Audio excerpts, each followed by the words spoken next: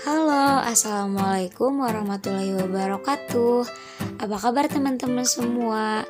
Semoga dalam keadaan baik ya. Perkenalkan, kami dari kelompok 8 Ekonomi Publik. Sesuai judul yang telah kalian baca, di sini kami akan menjelaskan mengenai efek-efek yang terjadi dalam kebijakan pengeluaran dalam rangka redistribusi pendapatan. Sebelum menjelaskan materi, kita kenalan dulu yuk. Ada Gia Prialda NPM 202165068, Rosa Mardiana NPM 202165069, Diah Nur Fauziah NPM 202165070, dan Levina Firda NPM 202165071.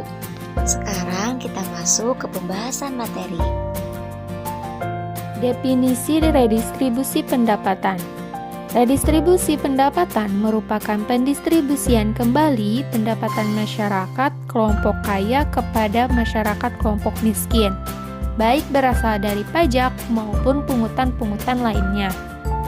Redistribusi pendapatan dilakukan sebagai salah satu bentuk jaminan sosial yang dilakukan negara kepada masyarakat. Nah, jaminan sosial ini bukanlah pengeluaran publik yang sia-sia, melainkan sebuah bentuk investasi sosial yang menguntungkan dalam jangka panjang yang dilandasi oleh dua pilar utama, yaitu redistribusi pendapatan dan solidaritas sosial.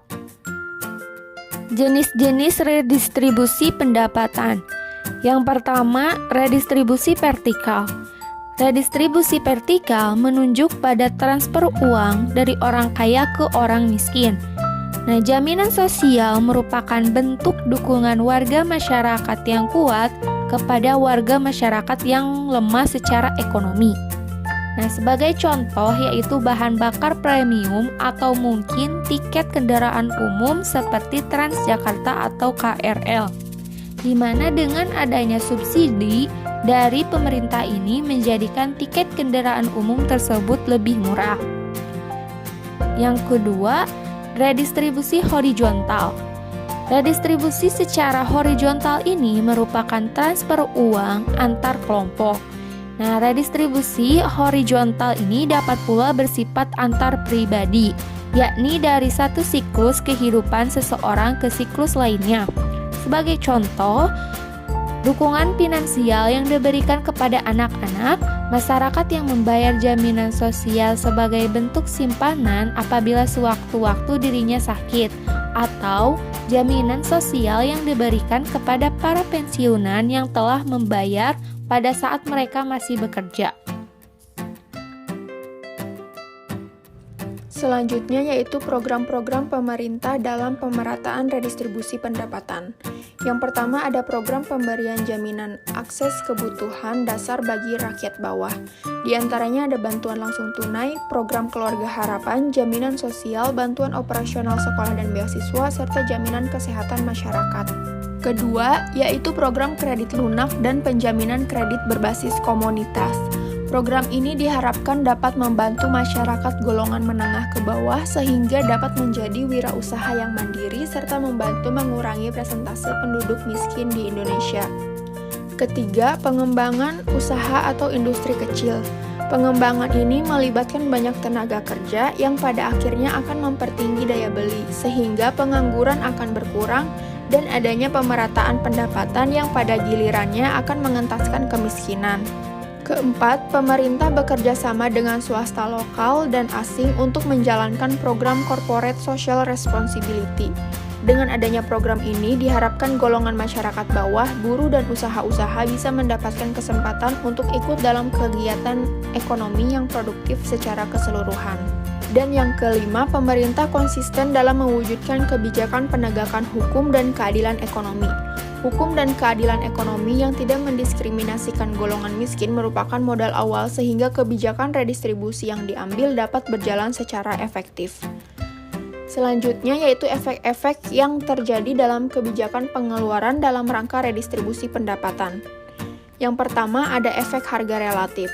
Pemerintah menggunakan instrumen anggaran belanja negara dengan melakukan pemungutan pajak dan pengalokasian subsidi.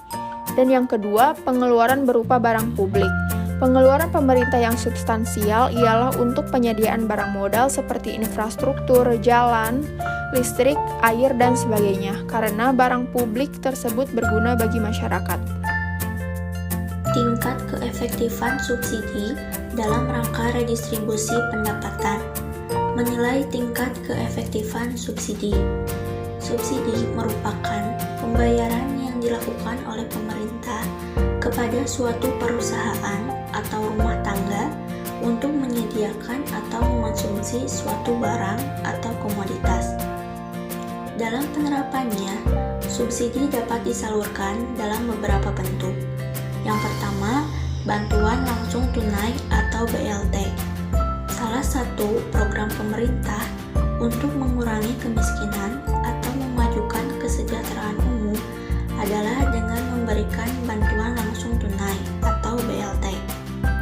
Dalam subsidi ini dilakukan dengan mekanisme semisal diberikan uang yang setara dengan beras sebanyak 15 kg per bulannya pada golongan rumah tangga miskin. Yang kedua, pemberian kupon untuk mendapatkan sejumlah komoditas tertentu. Misalnya, kupon untuk pembelian beras. Pemberian kupon ini terbagi menjadi dua cara. Yang pertama, subsidi berupa kupon tanpa adanya larangan untuk menjualnya kembali. Kondisi di mana kupon yang didapat boleh diperjualbelikan. Subsidi yang diberikan dengan mekanisme pemberian kupon untuk mendapatkan beras secara cuma-cuma sebanyak 15 kg. Skema ini dapat dilakukan dengan tidak ada larangan penjualan kupon kepada pihak lain. Dengan artian, siapapun yang memegang kupon tersebut berhak menukarkan dengan komoditas yang dimaksud. Yang kedua, subsidi berupa kupon dengan larangan untuk menjualnya kembali. Sama halnya dengan sebelumnya, hanya saja kupon ini dilarang untuk dipindah tangankan. Ada larangan untuk diperjualbelikan. Pada level berapapun konsumsi barang lain, seseorang tersebut bisa mengonsumsi beras 15 kg lebih banyak daripada sebelum orang tersebut mendapatkan kupon. Yang ketiga, pemberian diskon pada komoditas tertentu. Subsidi yang diberikan berupa diskon untuk membeli beras, sehingga kemampuan seseorang untuk membeli beras meningkat dari 30 kg menjadi 45 kg setiap bulan. Karena pemberian diskon terbatas pada komoditas beras saja, maka posisi maksimal untuk barang lain adalah tetap sebagaimana sebelum diberikan subsidi diskon tersebut. Tetapi hal ini tidak selamanya terjadi jika preferensi yang dimiliki oleh konsumen adalah sebagaimana yang diharapkan, yaitu lebih menyukai konsumsi barang pokok atau beras. Perspektif kebijakan publik. Bantuan sosial bagi pekerja di tengah pandemi COVID-19, sebuah analisis terhadap kebijakan sosial pemerintah. Untuk mengatasi dampak sosial ekonomi yang timbul akibat pandemi COVID-19, pemerintah membuat kebijakan dengan berbagai program sosial dan juga menggelontarkan banyak anggaran bagi masyarakat yang terdampak pandemi. Tujuannya agar masyarakat dapat bertahan di tengah kondisi sosial dan ekonomi yang semakin sulit akibat pandemi. Kebijakan sosial yang dikeluarkan oleh pemerintah mencakup berbagai dimensi, meliputi redistribusi kekayaan, kebebasan, perlindungan risiko, keselamatan publik, dan pelayanan sosial. Program-program sosial yang telah dicanangkan oleh pemerintah untuk mengatasi dampak pandemi COVID-19 diantaranya: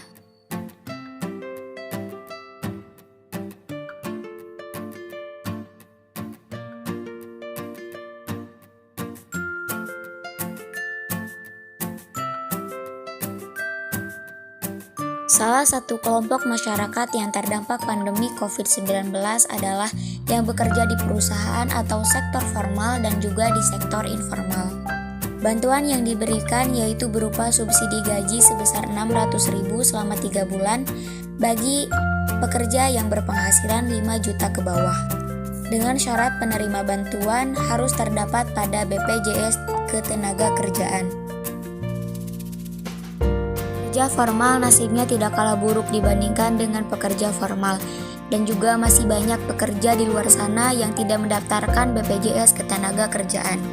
Untuk itu, pemerintah harus lebih memikirkan lagi bantuan untuk tenaga kerja informal dan pekerja formal yang tidak menerima subsidi gaji.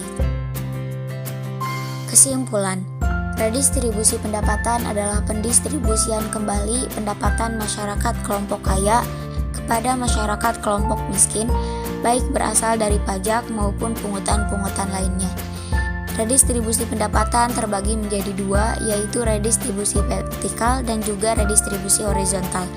Langkah awal dalam upaya pemerataan pendapatan adalah dengan memenuhi kebutuhan rakyat, yaitu dengan pemberian jaminan akses, meliputi bantuan langsung tunai, program keluarga harapan, jaminan sosial, bantuan operasional sekolah, beasiswa, jaminan kesehatan masyarakat, dan untuk usaha mikro dan usaha kecil yaitu dengan adanya program kredit usaha rakyat.